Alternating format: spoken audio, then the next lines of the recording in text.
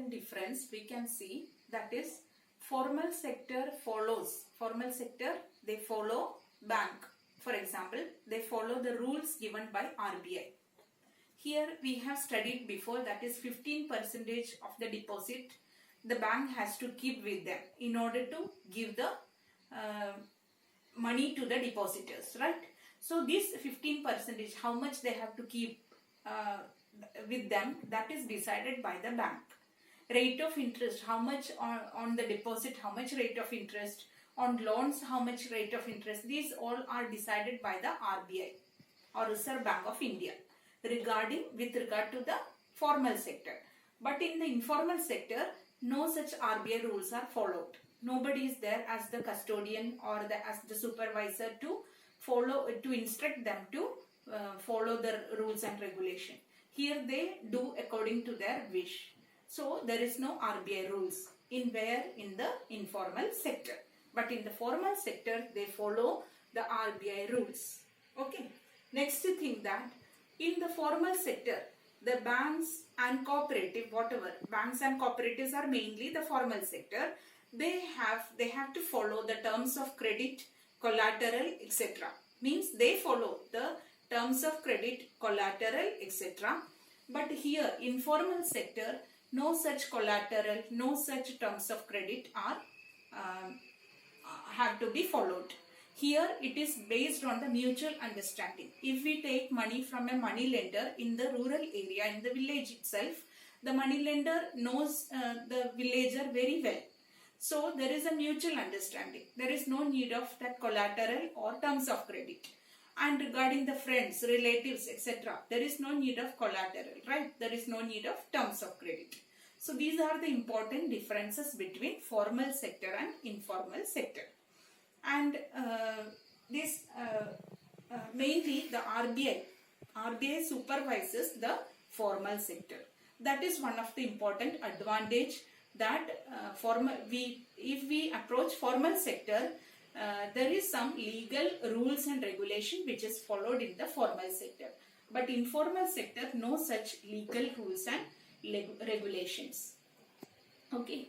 Next thing, that you can see that when the people in the rural area, they approach the informal sector, because one thing is that they have less literacy. To fill up the forms, they have to get the help from others when they approach the formal sector, and the rules, regulation, they can't read, they cannot understand for the villagers. So they approach mainly the money lenders, and the money lenders, they charge very high interest rate from them. So when the high rate of interest is charged, sometimes their income is less than the interest rate, or sometimes they have to repay the amount that is very higher than their income. So they fell into a debt trap. Debt trap you have studied in Swapna's case, right? So they fell into the debt trap. So here, when they approach the informal sector, higher cost of borrowing, they have to follow higher cost of borrowing. That means higher rate of interest. When the rate of interest is high, majority of their income they have to keep, or they have to use for repayment of the loan. Repayment of the loan, majority of the income they have to use to repay the loan to the money lenders or the informal sector. If it happens, what would happen to that rural people or the poor people? Their standard of living will not increase. Means mainly their income is used for repayment of loan as the interest rate is high. So when this happens, their standard of living reduces compared to the other people. And if the standard of living is less, their development or progress will be less. And gradually sometimes they can fall into a debt trap. So in order to avoid that situation, banks or formal sector like bank and cooperative has to be, or it has to be function in every rural areas. Even in the rural areas, many bank, cooperatives, etc. should work. Then the dependence on informal sector by the poor people or rural people will be automatically less. So very important thing is that cheap and affordable credit is very essential for the country's economic development.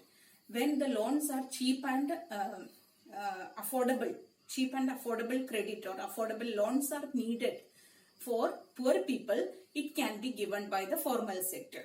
If they follow this, it can be or this credit or loan can be very difficult for them to repay. So they have to use the majority of the income to repay the loan, and slowly they can fall into the debt trap. That is why it is necessary that cheap and affordable credit is needed for country's development. For that purpose, banks and cooperatives should work, or the formal sector should work in every nook and corner of the country.